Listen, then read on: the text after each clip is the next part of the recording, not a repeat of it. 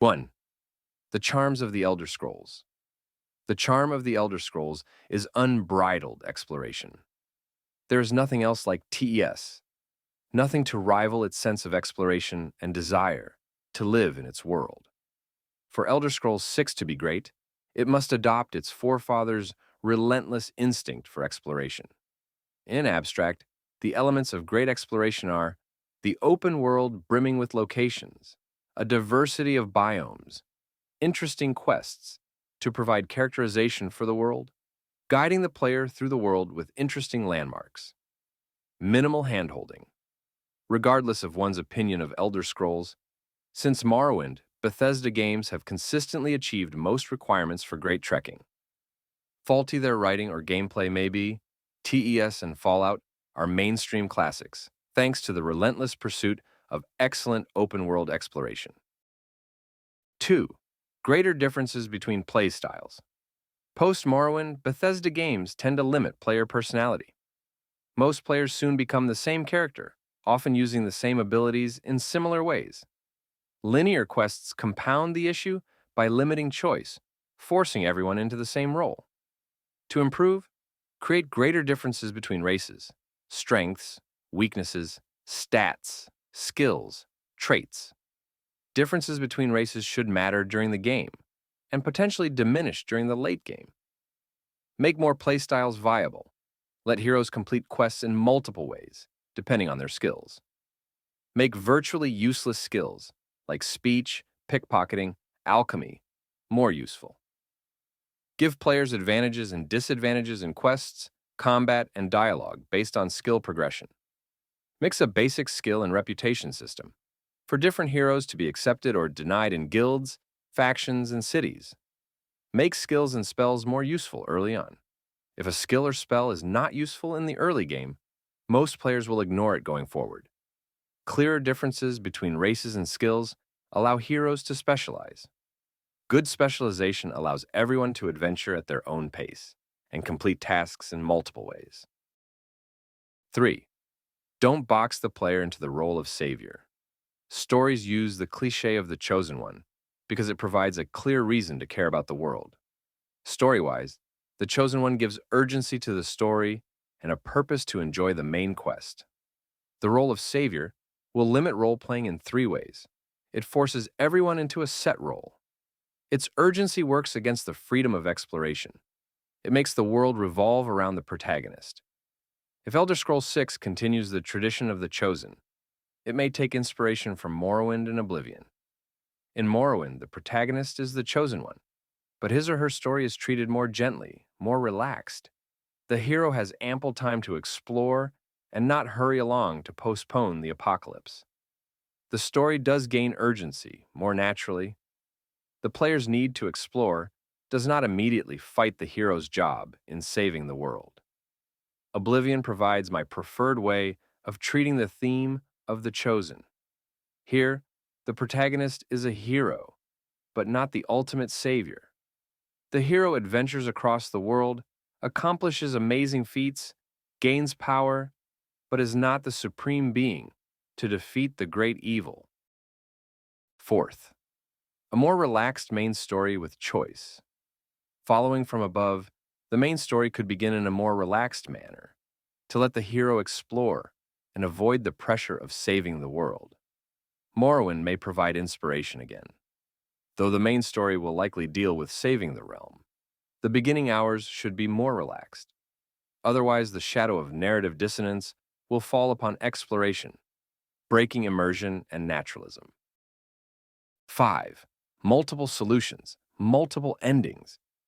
Bethesda games have rarely been consistent with complex quests. Their only RPG until Starfield, which tried to integrate multiple solutions as a core feature, was Fallout 3.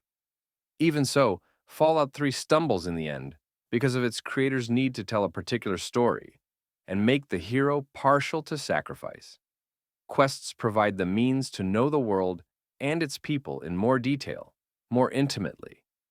RPG series cannot survive without hefty world building. Gameplay and exploration can be dull without lore and quests to give the world meaning. The Elder Scrolls has some of the most expansive and intriguing lore in gaming. Now, the lore should support and be supported by quests which offer multiple solutions and perhaps multiple endings. Linear quests do not properly support an RPG because they limit the hero's means to tell personal stories. Boxing everyone into the same role turns heroes into copycats, an issue compounded by always being the savior of the realm. Linear quests and tasks have their place, but as exception to choice and reactivity. They may spice up the world and gameplay, but not to limit the hero into the same playstyle. To improve quest design, let players solve quests in multiple ways. Use skills, items, or dialogue for extra options. Let players have advantages or disadvantages depending on skill progression. Let players fail quests and continue the story. Use different patterns for quests: linear, multiple choice, branching, multiple endings, leading to another quest, time-limited, skill-based, possibility for failure, etc. Introduce one different ending for each major choice. Randomized design, procedural generation, and AI quest creation may be used to different degrees, but the core principle should remain human-crafted, custom-made quests. The three principles may be used to increase complexity and quantity, only to augment human-designed content. The same principle supports the main story. Let players accomplish or bypass goals through different means, adjust endings based on major choices. Looking at the history of Bethesda, Elder Scrolls 6 will likely deal with another set ending, but this quirk should not affect individual quests. Sixth, tactical combat. Combat in an RPG would be less relevant if not for TES being action-focused. Combat in Elder Scrolls has improved gradually, with more dynamic movement and heavier, punchier tactile feedback. Oblivion and Skyrim increased impact when engaging enemies.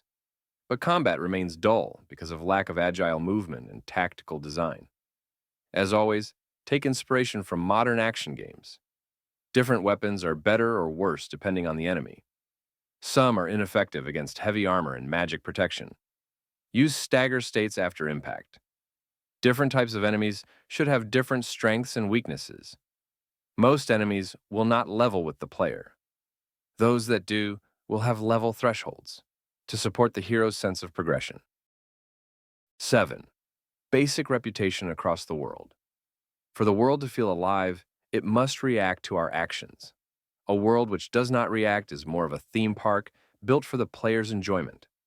The design fits some games, but RPGs need by necessity include simulation aspects for a lively world, one that may exist without the hero.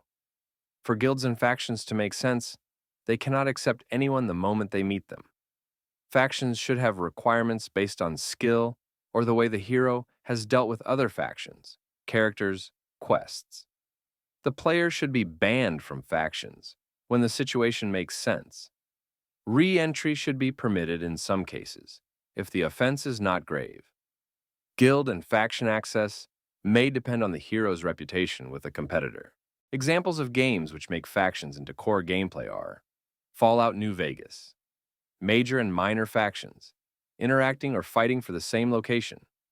When the protagonist gains a high reputation with a faction, others may become hostile. Piranha Bytes games make joining factions their own goals. Faction interaction is often strong and supportive of multiple runs, but the writing often lacks the strength for complex politics. 8. Simplify where it makes sense, but no more. RPGs may be simple or complex, devoid of skills and choices, focused on combat or sim gameplay. As universal rule, we need brevity to focus on consequential design, to discard superfluous or incomplete mechanics. For RPGs, brevity works in short bursts because we risk removing too many role-playing elements, choice, and reactivity. TES is known for its focus on exploration and simulation features, less for choice and reactivity, though Skyrim has improved world reactivity considerably. In the name of simplicity, Skyrim made changes which limit role-playing. The differences between races are virtually non-existent. The guilds will accept anyone, regardless of skill. Spell creation does not exist, likely replaced by enchanting. Choice in the main quest is inconsequential. Some skills are virtually useless or underdeveloped, like speech and pickpocket.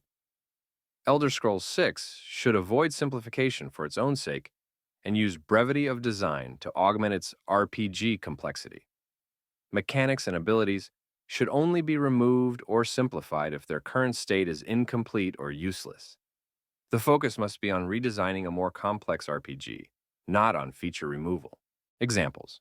Races should have clear differences between them, for different play styles. The differences may be reduced during the late game, or through perks. Guilds and factions should be selective. Entry should be permitted based on skills, reputation, or quest choices. Reintroduce spell creation. Balance it by adding negative effects on low magic skills, but make the spells effective. Introduce powerful spells the hero may not be able to create. Balance them with counter mechanics. Use choice and reactivity in the main story. If the quest remains linear, allow the hero to complete tasks in multiple ways. Make all skills and playstyles viable. Make speech options lead to different results and include combat advantages. Make pickpocket useful to gain powerful items and complete quests. Make skills usable in dialogue with clear advantages. 9. Good writing. Video games may be perfect with virtually no writing, as they rely first on gameplay. Even RPGs may eschew good writing by resorting to minimalist functional prose. But expansive open-world games lack substance without good prose and world building. Bethesda games rarely excel at writing, the result of a lax attitude towards storytelling and choice. Elder Scrolls 6 should focus on its heritage of exploration. To support overall depth, it should adapt to the new breed of RPGs like Cyberpunk and Baldur's Gate, which understand the importance of writing and storytelling, and how they sustain immersion. In-world travel means opening the map and teleporting without consequence is convenient but immersion-breaking. For immersion and convenience, we combine in-world diegetic travel with interface teleportation.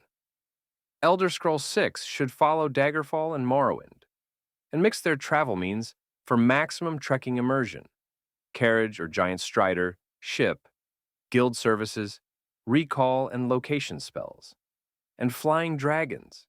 Add random encounters during fast travel. The encounter may stop the trek or play out as a choose-your-own-adventure based on player character. 11th, less linear dungeons. The model for linear dungeons was tested in Oblivion, popularized by Skyrim, and became a staple in Fallout 4. Basic usability. Linear design allows heroes to move conveniently through dungeons, never lose their way, and return to the beginning fast. Basic design template. Linear dungeons made of prefabs are easy to assemble. Depending on how many pre-made and custom parts we have, devs may fill a large map with dungeons, sometimes repetitive.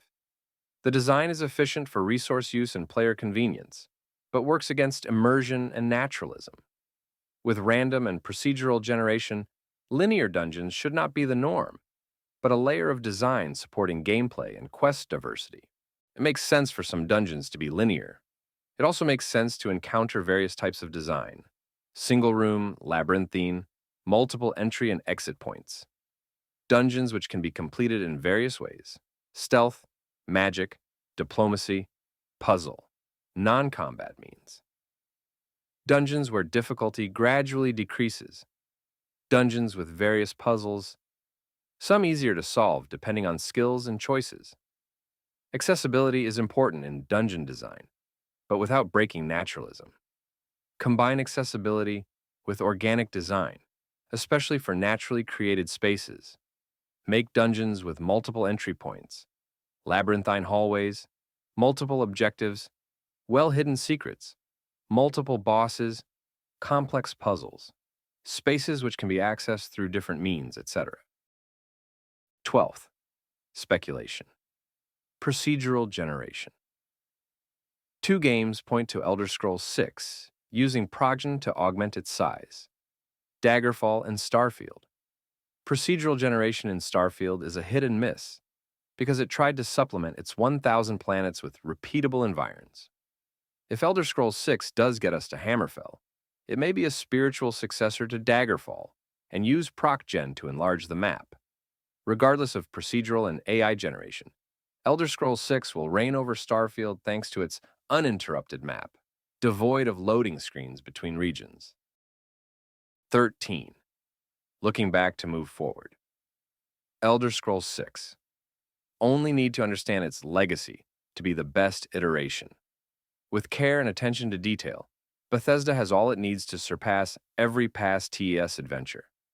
Make Elder Scrolls 6 a combination of the best Bethesda games. Exploration has been the foundation which carried the series from the beginning. Complex quest design has been done in Fallout 3, and to various degrees in all other games. Instances of good writing are present in most games.